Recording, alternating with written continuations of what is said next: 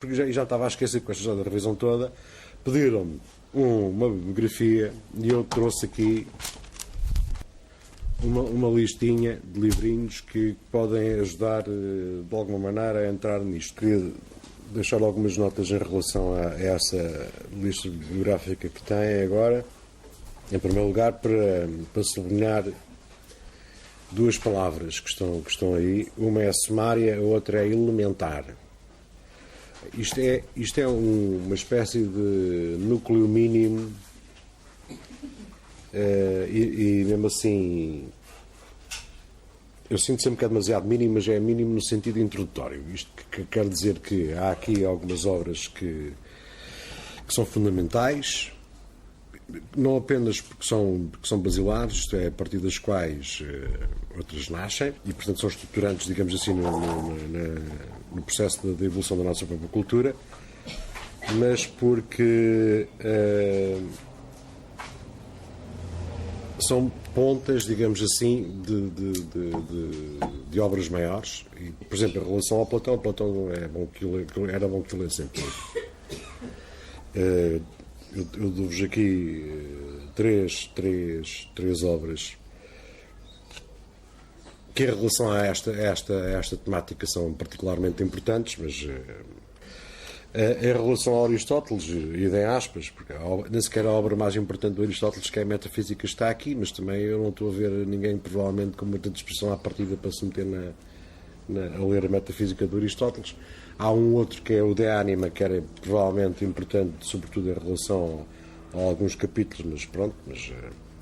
E há algumas outras que estão aqui um bocado por descargo de consciência, que significa que se eu não os pusesse sentir-me muito mal, se bem que eu à partida saiba que muito provavelmente, pelo menos sem uma muito boa preparação, são áridas e são o caso de Kant, o caso de Schiller, mesmo o caso do Nietzsche, ainda que assim falava de Zaratustra seja uma extraordinária obra literária, independentemente daquilo que de filosófico possa ter de interessante e de pertinente. Este núcleo, Platão, Aristóteles, Kant, Schiller, Nietzsche, é mesmo uma seleção, é uma razia. Não é? Portanto, eu peço desculpa às pessoas que eventualmente tenham alguma formação ou informação filosófica mais composta, mas para um público diversificado não se pode estar a recomendar obras com outro tipo de densidade. O ponto 2 e o ponto 3, que diz respeito à estética em particular e à cultura contemporânea. Aí eu tenho os mesmos problemas, provavelmente maiores, não só porque a literatura sobre a estética contemporânea é uma coisa medonha, mas quer dizer, não me parece que aqui há alguém queira ser especialista em estética, portanto também não era provavelmente a boa ocasião para começar, não é? Mas ao mesmo tempo não posso deixar de referir alguns exemplos que são, digamos assim, canónicos e portanto se eu não os referisse sentir-me muito mal. Dentro deste núcleo maior sobre a estética contemporânea e afins, há alguns que eu gostaria provavelmente de recomendar com um pouco mais de atenção, na medida em que, por um lado, são suficientemente ligeiros para poderem ser compreendidos, ainda que requer alguma atenção, não é? Por outro lado, porque, por uma razão ou outra, apresentam alguma ideia que me parece que é importante ser, com o qual vocês possam ser confrontados. Há algumas dessas ideias, e já agora digo isso, talho força a propósito de todos.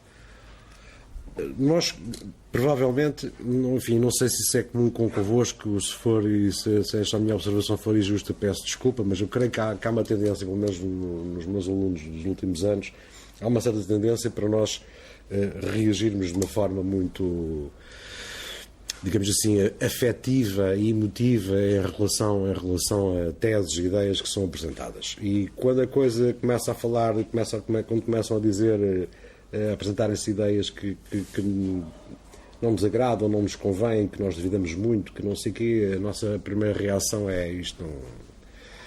Eu gostaria de sugerir, e falo pela minha experiência pessoal, eu gostaria de sugerir teimosia em relação sobretudo aos textos que eventualmente afirmem, defendam teses ou ideias que não agradem, porque a maior parte das vezes nós aprendemos tanto com o facto de aprendermos diretamente positivamente, isto é, porque a coisa nos cai bem, porque vai de acordo com aquilo que é, digamos assim, a estrutura já montada, como se aprende com coisas que a gente acha que não é bem assim, não é nada assim, porque ao obrigar-nos a pensar então como é que é, tem uma função tão importante como aquelas que imediatamente deslizam e praticamente não precisam de manteiga para...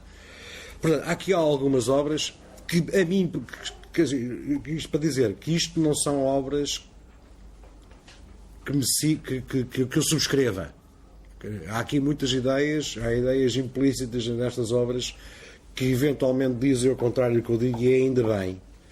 E eu gostava também que tivessem a experiência hipotética, eventual, um dia que tenham paciência ou algum interesse, de se confrontarem com coisas que são o contrário. E muitas vezes esse choque é muito mais produtivo do que o contrário, em que basicamente a gente acaba por concordar connosco ou então não alterar rigorosamente nada, muito pouco, em relação àquilo que é já a nossa estrutura. Dentro desta lista, em particular, eu gostaria de sublinhar alguns livros por razões diversas. Uma, na segunda página, logo o primeiro, de um senhor chamado Harold Bloom, O Cânon Ocidental, é uma obra que eu acho que deveria ser de leitura obrigatória, ainda que seja estritamente relativo à literatura, porque apresenta uma série de episódios, de casos, de autores ou de obras que por alguma razão são consideradas canónicas no sentido em que marcaram uma nova fase, inauguraram novos processos, introduziram novos métodos, abriram perspectivas e, desse ponto de vista, terem acesso a um panorama, enfim, corresponde à seleção pessoal do autor, não é? Provavelmente eu introduziria outras, era capaz de tirar algumas, assim como vocês eventualmente vocês acharão, é isto, não, mas sendo uma seleção pessoal, necessariamente pessoal de cada autor, isso aconteceria sempre, isto é, estaríamos sempre condicionados ao confronto entre aquilo que é a nossa base cultural e aquela que o autor apresenta. Este texto, este livro do Harold Bloom, O Cânon Ocidental, acho que é um daqueles que nos serve para não só para alimentar o espírito, como para aquecer no inverno. Isto é, fortalece, permite-nos sedimentar a nossa cultura e, ao mesmo tempo, despertar o interesse em relação às obras que refere. Porque o importante nesta seleção, suponho eu, é exatamente servir de estímulo em relação a autores e obras a que nós, provavelmente, sem estas referências, continuaríamos alheios ou indiferentes.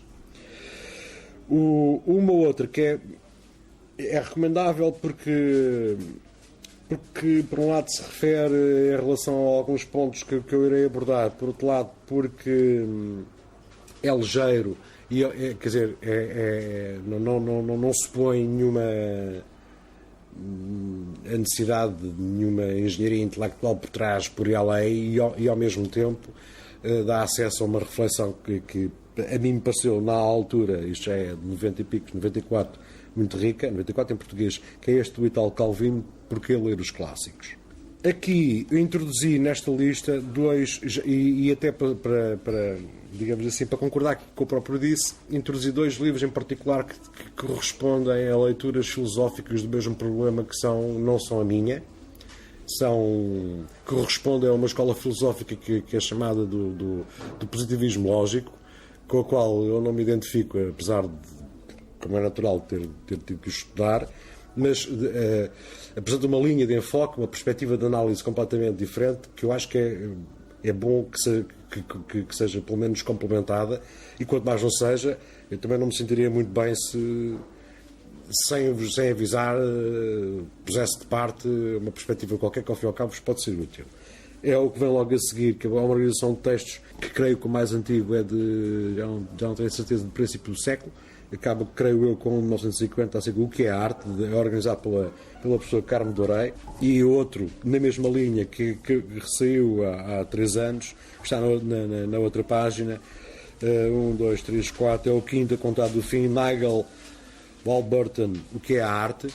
É claro que vocês irão achar curioso que a maior parte das obras que ultimamente se questionam acerca do que é a arte acabam sempre por dar no muro da aporia, isto é, já não se sabe bem ao certo, e provavelmente o contributo, digamos assim, não é positivo, no sentido em que se alguém está à espera de ler este livro para saber o que é a arte, é melhor esquecer.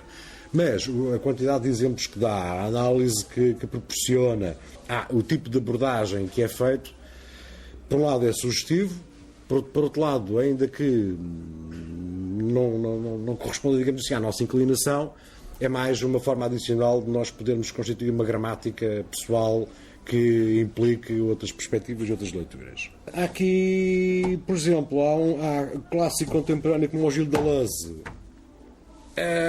Eu não sei o que é que vos ia dizer sobre isto. Por um lado, se quiserem muito, se tiverem arsenal para isso, é obrigatório. Não podem prescindir de Gilles Deleuze.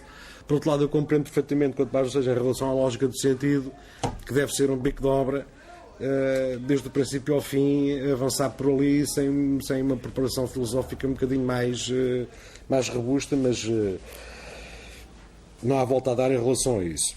Um outro livro que trata a questão da definição da arte é o que está do Humberto Eco, a seguir ao Thierry de Duve. Este Thierry de Duve, por exemplo, do Cantar Duchamp, que é um calhamaço razoável, é praticamente, pode dizer uma coisa em relação, que disse em relação ao Deleuze, isto é, se tiverem coragem para isso e se acharem que têm preparação cultural suficiente, força, mas não vai ser fácil, ainda que seja bastante mais ligeiro por comparação com o Deleuze.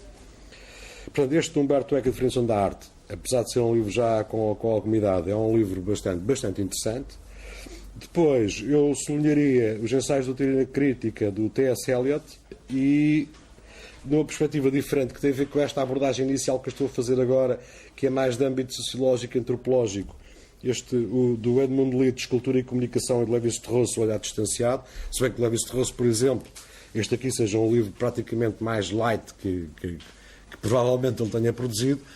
É um antropólogo, foi um antropólogo absolutamente extraordinário, que revolucionou a antropologia e, portanto, se tiverem o mínimo de interesse sobre a antropologia, não larguem, se bem que isto também representa apenas uma escola específica da antropologia, e há vários, desde Malinowski até sei lá onde, eu não vou agora teorizar muito sobre isso, nem vale a pena, mas são livros importantes para nos introduzirmos nesta fase, digamos assim, dos primórdios da formação das culturas, com o mínimo de informação factual, que tem a ver com a observação e com o registro e com a recolha de dados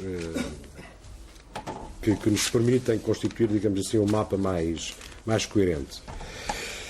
O Frederico Lourenço, esta fase que agora eu vou reentrar e que comecei a entrar ontem, sobre a cultura grega. Estes 2 livrinhos sobre poesia grega e a Grécia revisitada ainda por cima são recentes. São recentes, enfim. O tempo passa num instante, já não são tão recentes como isso, já são 4 e 6 anos, mas pronto. São livros acessíveis, são livros bem estruturados, são livros muito bem escritos e de certa maneira, são uma súmula muito razoável para uma primeira abordagem. É claro que para uma segunda abordagem mais técnica, mais especializada,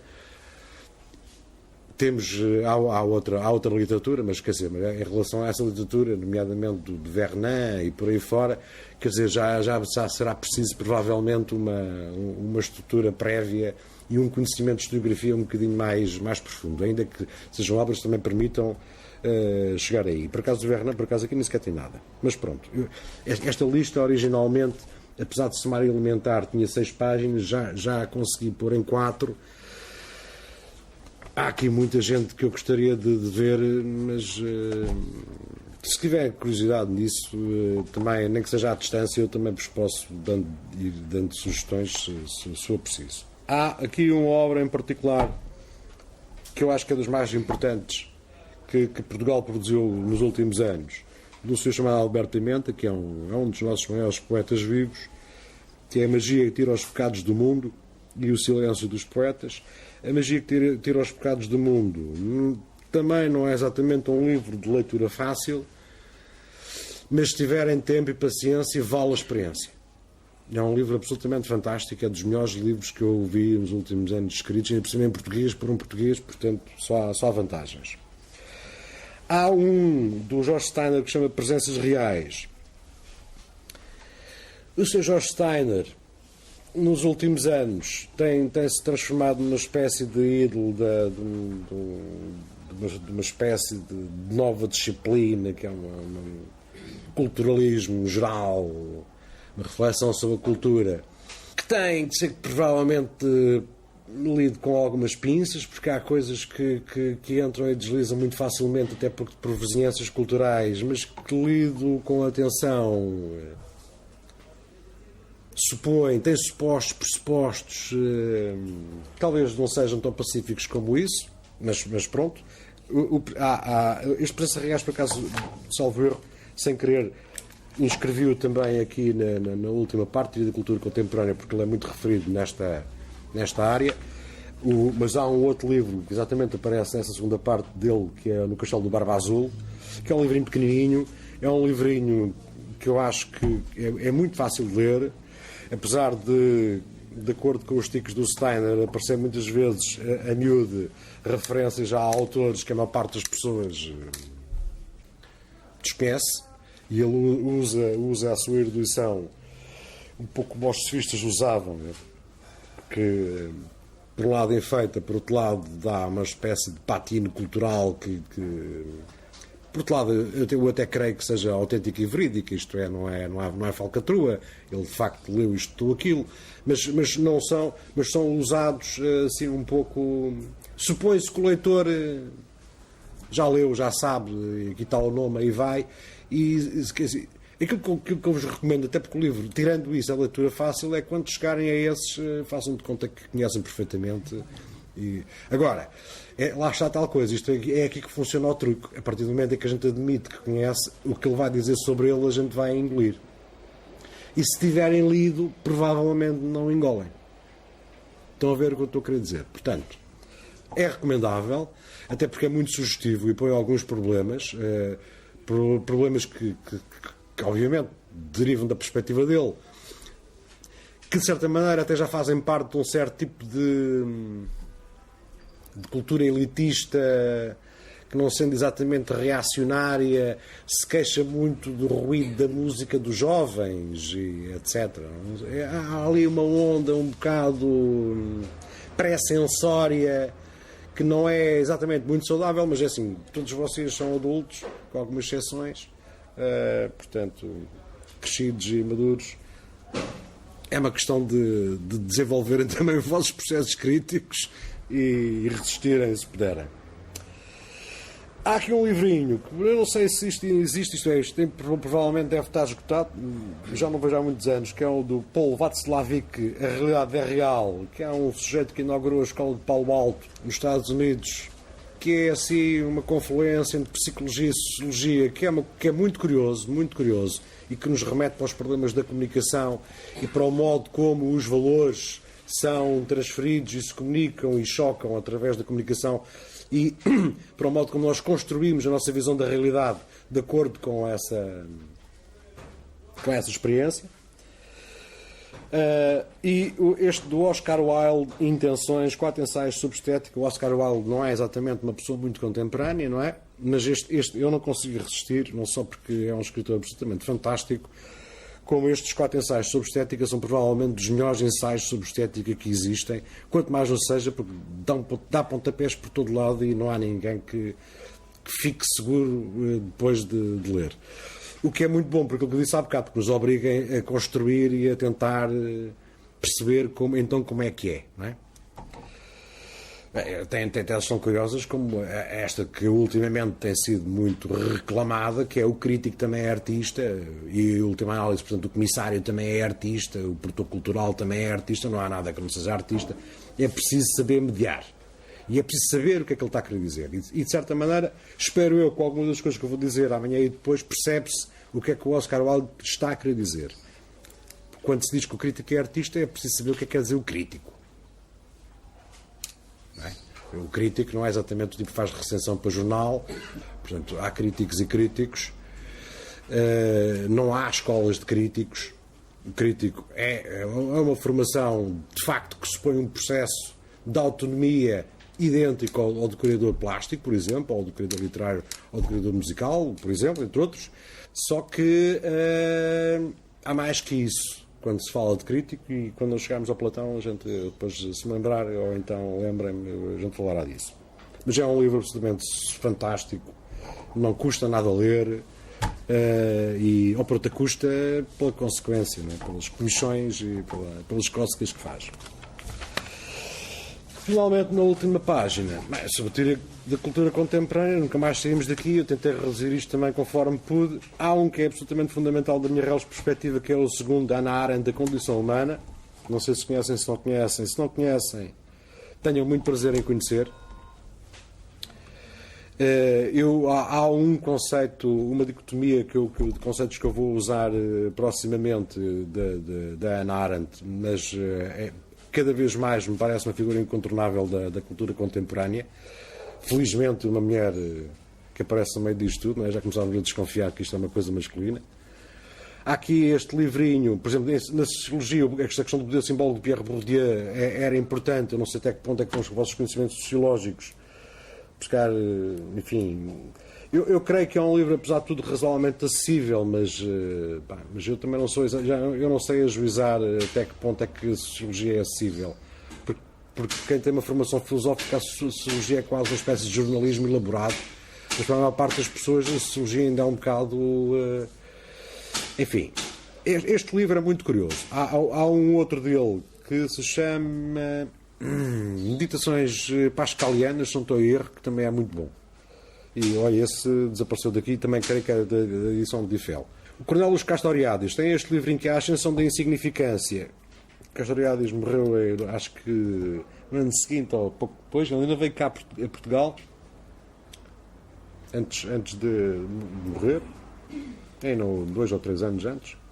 Este livro, A Ascensão da Insignificância, eu recomendava-vos que o lessem antes ou depois do Castelo de Barba Azul do Steiner, porque é um complemento, é quase que um complemento direto. É como se, isto que eu vou dizer é metafórico, não é para ser levado literalmente, mas é como se o Steiner representasse uma espécie de linha de direita da cultura e o Castoriadis uma linha de esquerda. Isto é falso, mas já há assim uma espécie. É falso, enfim, é falso e preciso verbis, mas já há uma tendência de leitura marxista pós-marxista do Castoriadis, que ainda por cima foi anarquista, portanto, mas era economista e sociólogo e não sei o quê, portanto, e é uma série de entrevistas e de ensaios curtos e, portanto, apesar de ser um livro razoavelmente grande, pode-se ler por secções muito bem e talvez repise por razões completamente diferentes a ideia do Steiner de que isto não está a ir pelo melhor caminho.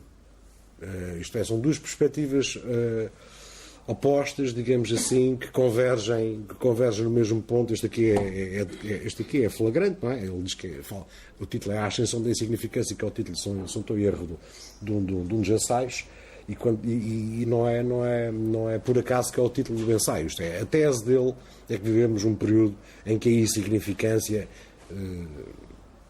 vem à tona. Ele argumenta, leiam.